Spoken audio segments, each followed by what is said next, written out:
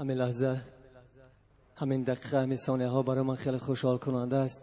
اینجا میان شما یک نفر شخصی برای من خیلی عزیز و معتبر هستند، پدر مهربان من در تمام حیات خیش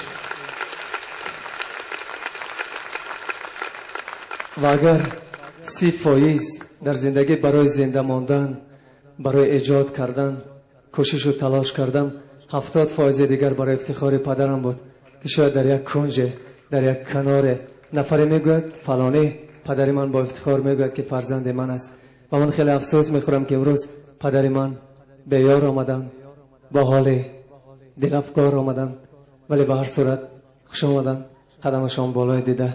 شاید همین لحظه ها از یک روزنه دور روح پاک مادر من است به شما می نگرد، به من می نگرد و در قطار شما مرا تهنیت می کند.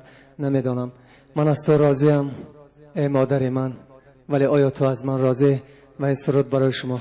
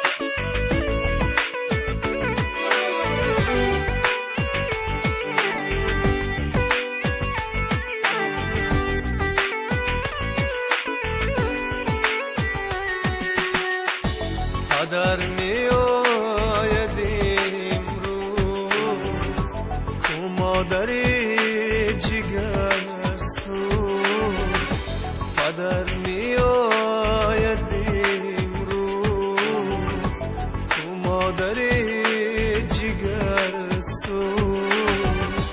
این چی قسمت، این چی تقدیر، زندگانی سرد و دلگیر. مادرم در پشت خواب از پدر آمدی باز، خسته و زار حزن دردی از غمی از غمی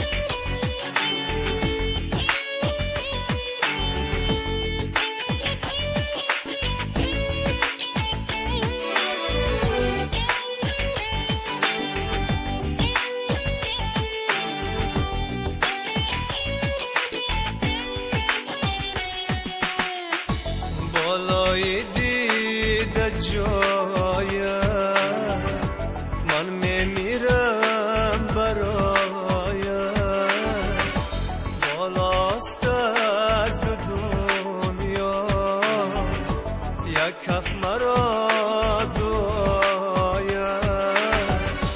ای پدر جان نوری چشمان، آتشی دل، گرمی جان، هم صدای ناله های زاری دل.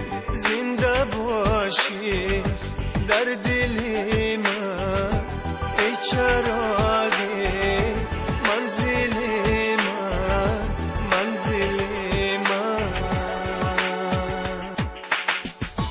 پدر می آید امروز کو مادری جگر سوز، پدر می آید امروز مادر جگرسوز پدر میآید.